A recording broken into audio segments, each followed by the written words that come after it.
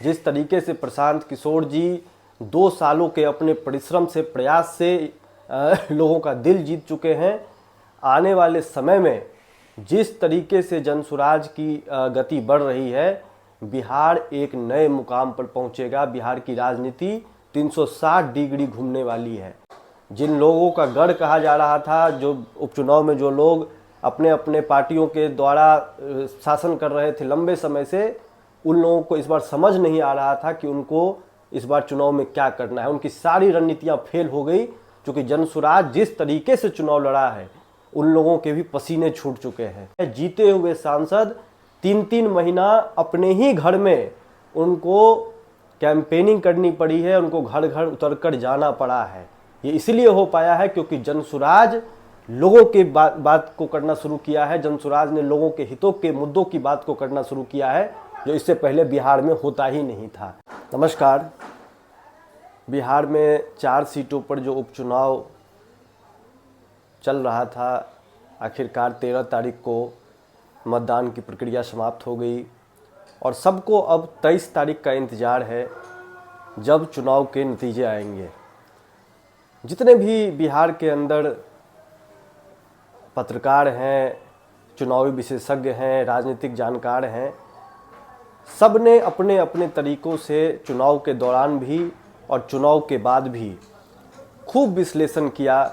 कौन जीत रहा है, कौन हार रहा है, किसकी पकड़ मजबूत है, कौन इस बार फिसल रहा है।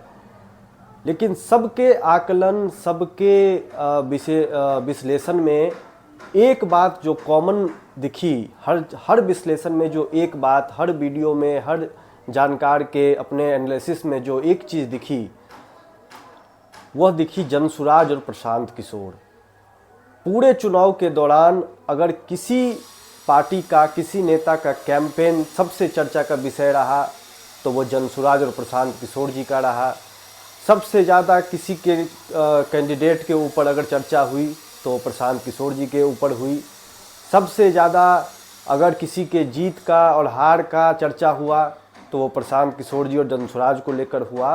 यानी कि पूरे उपचुनाव में कोई पार्टी और कोई व्यक्ति अगर सबसे ज़्यादा हर वीडियो में और हर व्यक्ति के चेहरे पर चर्चा का विषय बना रहा, तो वो जनसुराज और प्रशांत किशोर जी बने रहे।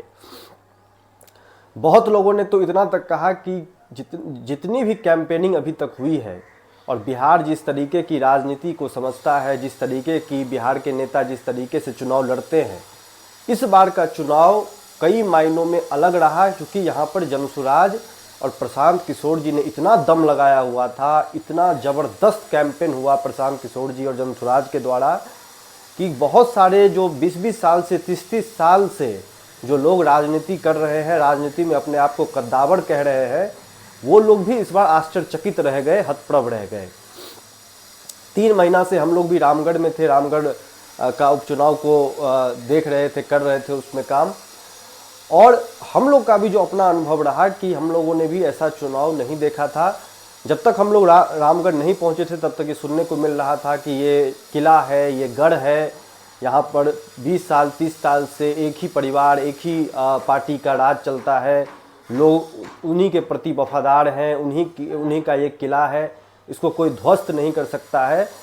और जब हम लोग 13 तारीख को चुनाव संपन्न कराने के बाद वहाँ से निकले हैं, तो मैं ये आपको कह सकता हूँ कि कोई किसी का गढ़ नहीं है, कोई किसी का किला नहीं है। अगर आप सही मुद्दों की राजनीति करते हैं, सही मुद्दों पर अपनी बात को जनता के बीच में लेकर जाते हैं, जैसा कि प्रशांत किशोर जी लेकर जा रहे हैं, तो कोई किसी का गढ़ नहीं है, किसी के भी किले को ध्वस्त किया जा सकता है। अब जब चुनाव के नतीजे 23 को आने हैं, तो सभी मीडिया के लोग और राजनीतिक विशेषज्ञ लोग अपने अपने हिसाब से आकलन कर रहे हैं, कौन जीतेगा, कौन हारेगा, किसकी सीट निकल रही है, कौन फिसल रहा है।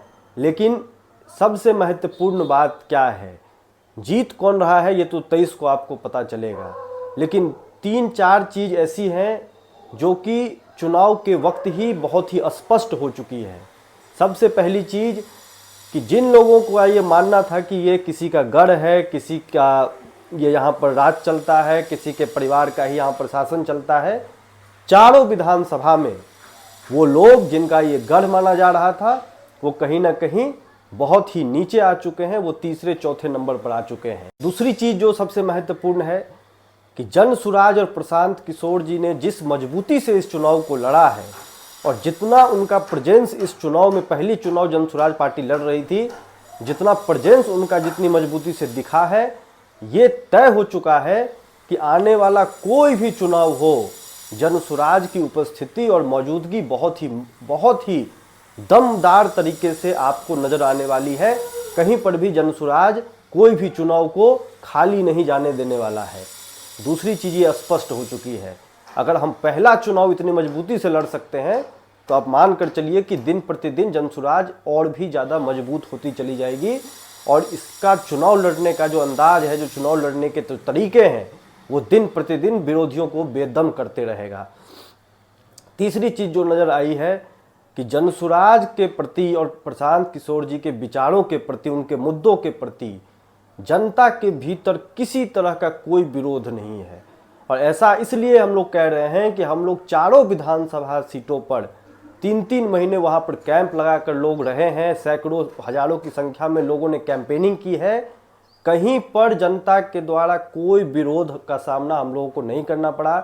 हर जगह लोगों ने कहा कि आप लोग बिल्कुल सही बात कर रहे हैं, ये बिल्कुल जाति से उठकर, धर्म से उठकर बिहार के लिए मुद्दों की राजनीति आप लोगों ने शुरू की है और चाहे जो हो जाए हम लोग इस बार तो वोट देंगे ही देंगे। अगर कोई बहुत लोग इस बार अगर वोट नहीं भी दे रहा है तो आप लोगों को 25 में ऐसा शायद ही कोई व्यक्ति हो जो वोट नहीं करेगा। ये हम लोगों को हर घर में सुनने को मिला है। तो ये बात भी तय है कि जनसुराज बहुत ही मजबूती से 2025 में जीतने जा रहा है, इसमें भी कोई दो राय नहीं है। और एक चीज़ और जो हम सबको समझनी चाहिए कि जिस तरीके से जनसुराज का ग्राफ बढ़ रहा है, जिस तरीके से प्रशांत किशोर जी 2 सालों के अपने परिश्रम से, प्रयास से लोगों का दिल जीत चुके हैं, आने वाले समय में जिस तरीके से जनसुराज की गति बढ़ रही है, बिहार एक नए मुकाम पर पहुंचेगा। बिहार की राजनीति 360 डिग्री घूमने वाली है। जिन लोगों का गढ़ कहा जा रहा था, जो उपचुनाव में जो लोग अपने अपने पार्टियों के द्वारा शासन कर रहे थे लंबे समय से, उन लोगों को इस बार समझ नहीं आ रहा था कि उनको इस बार चुनाव में क्या करना है। उनकी सारी रणनीतियां फेल हो गई, क्योंकि जनसुराज जिस तरीके से चुनाव लड़ा है, उन लोगों के भी पसीने छूट चुके हैं। तो अब जो भी चुनाव आगे आने वाला होगा, उसमें आरजेडी को, बीजेपी को, जेडीयू को नए सिरे से अपनी रणनीतियां बनानी पड़ेगी। उनको जनसुराज का काउंटर करने के लिए उनको अपने मुद्दे बदलने होंगे, उनको लोगों के हितों की बात करनी पड़ेगी, लोगों के बीच जाना पड़ेगा। और इसलिए मैं ये बात कह रहा हूँ क्योंकि मैंने सांसदों को देखा है, जीते हुए सांसद 3-3 महीना अपने ही घर में उनको कैंपेनिंग करनी पड़ी है, उनको घर घर उतरकर जाना पड़ा है। ये इसलिए हो पाया है क्योंकि जनसुराज लोगों के बात को करना शुरू किया है। जनसुराज ने लोगों के हितों के मुद्दों की बात को करना शुरू किया है, जो इससे पहले बिहार में होता ही नहीं था। तो ये उपचुनाव कहीं ना कहीं बिहार के आने वाले भविष्य के दरवाजे को खोल दिया है और उसका कारण जनसुराज और प्रशांत किशोर जी रहे हैं। यही वजह है कि कोई भी वीडियो उपचुनाव के दौरान बना हो, चाहे किसी भी मीडिया चैनल ने बनाया हो, किसी भी राजनीतिक दल के लोगों ने बनाया हो, उसमें जनसुराज और प्रशांत किशोर जी का नाम आपको कॉमन दिखा होगा और वही चर्चा का विषय रहा। कौन जीत रहा है, कौन हार रहा है, उसका जब विश्लेषण हो रहा है, तब भी बात सिर्फ और सिर्फ जनसुराज और प्रशांत किशोर जी की हो रही है कि वो जीत रहे हैं कि हार रहे हैं, कि किसको उन्होंने डेंट पहुंचाया है, किसको उन्होंने किसकी मदद हुई है उनकी वजह से। तो ये सारी चीज़ें आपको कहीं ना कहीं एक बात की तरफ इशारा कर रही है कि बिहार का आने वाला भविष्य जनसुराज और प्रशांत किशोर जी ही होंगे। जय बिहार, जय हिंद।